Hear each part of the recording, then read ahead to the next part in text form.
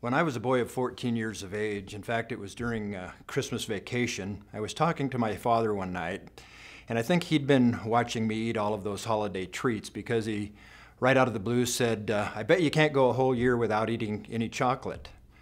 I didn't think about it too much, and I just said, oh, I bet I can. And so he says, well, I dare you. So just before midnight on New Year's Eve, I ate every bit of chocolate I could find in our house, and then at the tick of midnight, my challenge began, and I went off chocolate for an entire year. I'll admit that at first I went through some withdrawals, and I hadn't realized how much of the things I really enjoy had chocolate in them. My friends made fun of me, and in fact some of them tried to sabotage me by putting chocolate chips in my salad and in my milk and other food items. But I want you to know that I did it. I didn't slip, I didn't cheat, and went a whole year without eating chocolate. I learned a lot about myself that year and gained some confidence in terms of my self-discipline, self-mastery. I learned who's in charge, and I'll admit that the first time I had chocolate the following year, I felt guilty. In fact, I felt like I was sinning.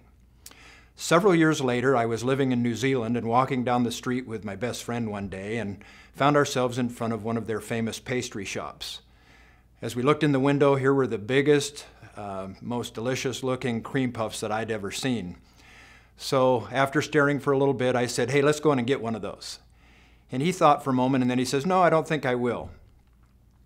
Well, I wanted one real bad, and so I said, okay, you got me, I'll pay. It's my treat.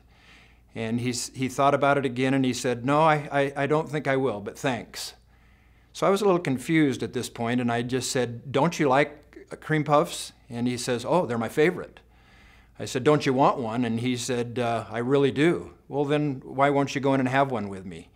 He said, well, I just want to be able to prove to myself that I can overcome some of my desires and that I'm in charge of my appetites at this point.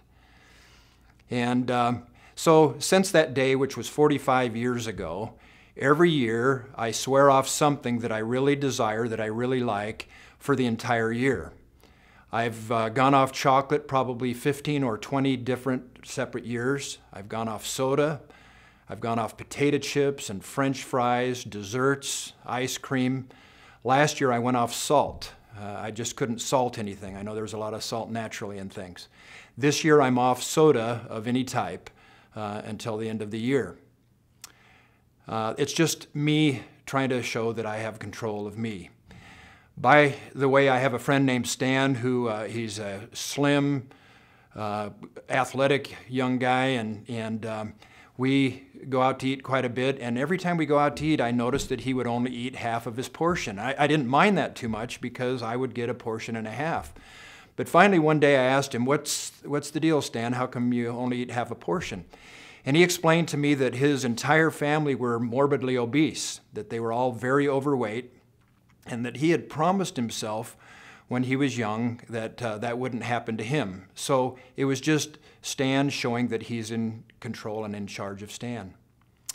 Like the old cartoon that we've seen where there's an angel sitting on a person's shoulder and on the other shoulder is the devil, just trying to convince us on things that we should do. The devil is always trying to get us into instant gratification and in food that'd be sugar and grease and salt. And the angel is trying to tell us what the consequences are and what things really bring lasting satisfaction. To one, we would be a slave, and to the other, a master. It really comes down to who's in charge.